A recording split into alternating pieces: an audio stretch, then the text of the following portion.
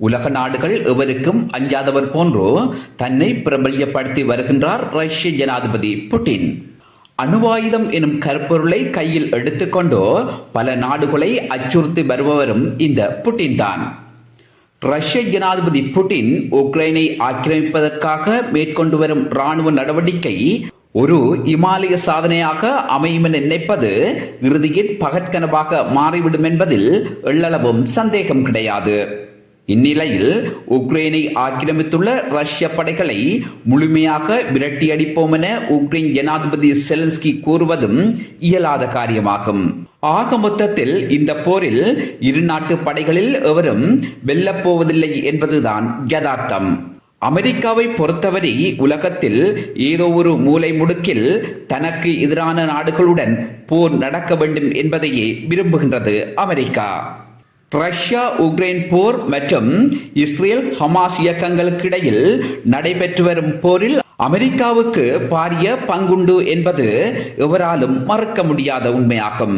அந்த வகையில் ரஷ்ய ஜனாதிபதி புட்டின் தனது பேரையும் புகழையும் காப்பாற்றுவதோடு ரஷ்யா உலகத்தின் இரண்டாவது மிக பெரும் வல்லரசு எனும் அந்தஸ்தை இழக்காது பாதுகாப்பது அவருடைய தலையாய கடமையாகும்.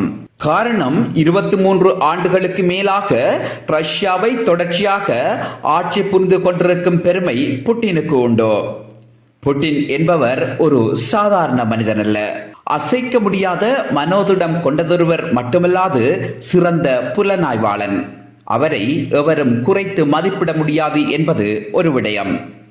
இருப்பினும் உக்ரைனை ஆக்கிரமிப்பதற்கு ரஷ்யா நடத்தி வரும் போரில் பாரிய இழப்புகளை சந்தித்து வருகின்றது. தனது பலவீனத்தை அறிந்து எதிரி குறிப்பிட்ட நாட்களாக தொடர்ச்சியாக நடத்தி வரும் தாக்குதல்களை தடுத்து நிறுத்த முடியாதவராய் புட்டின் தற்போது மாறியுள்ளார் என்பது யாவரும் அறிந்ததே. ரஷ்யாவின் அதி உன்னத போர் விமானங்களையும் வான் பாதுகாப்பு சாதனங்களை அளித்து வருகின்றனர் செலன்ஸ்கியின் படைகள்.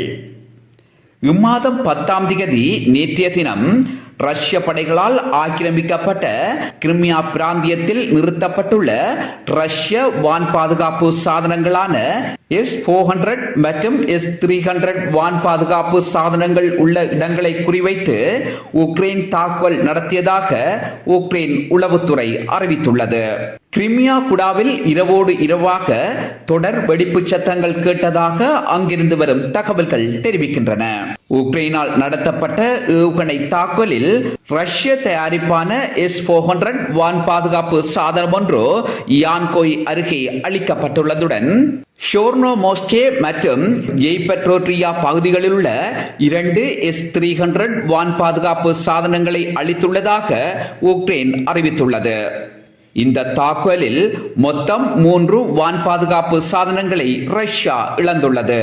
உக்ரைனால் ஏவப்பட்ட ஏவுகணைகள் எதனையும் ரஷ்ய வான் பாதுகாப்பு சாதனங்களால் தடுக்க முடியவில்லை என்கின்றது உக்ரைன். S-400 மற்றும் S-300 வான் பாதுகாப்பு சாதனங்களை அளிப்பதற்கு எந்த ரகத்திலான ஏவுகணைகள் ஏவப்பட்டது என்பதை நாம் இந்த பதிவு தயாரிக்கும் நிமிடம் வரை வெளியிடப்படவில்லை. ஆனால் அமெரிக்காவால் வழங்கப்பட்ட நீண்ட தூர வீச்சு கொண்ட ஏவுகணையான ATACMS-ஐ பயன்படுத்தி உக்ரைன் தாக்குதல் நடத்த அதிக வாய்ப்புள்ளது. உக்ரைனால் அளிக்கப்பட்ட S-400 வான் பாதுகாப்பு சாதனம் ஒன்றின் பெறுமதி 1.2 பில்லியன் அமெரிக்க டாலர் ஆகும். கடந்த ஏப்ரல் மாதம் நடுப்பகுதியில் கிரிமியா குடாவில் உக்ரைன் நடத்திய தாக்குதலில் 4 S-400 வான் பாதுகாப்பு சாதனங்கள் அளிக்கப்பட்டதாக உக்ரைன் உளவுத்துறை HUR அறிவித்திருந்தது. இம்மாதம் உக்ரைன் நடத்திய தாக்குதல்களில் ரஷ்யா பாரிய இழப்பை சந்தித்துள்ளது. இனி ரஷ்யா எப்படியான எதிர்த்தாக்குதல்களை உக்ரைனுக்கு வழங்கப் போகின்றது என்பதை அவதானத்துடன் பார்க்க வேண்டிய நேரம் இதுவாகும்.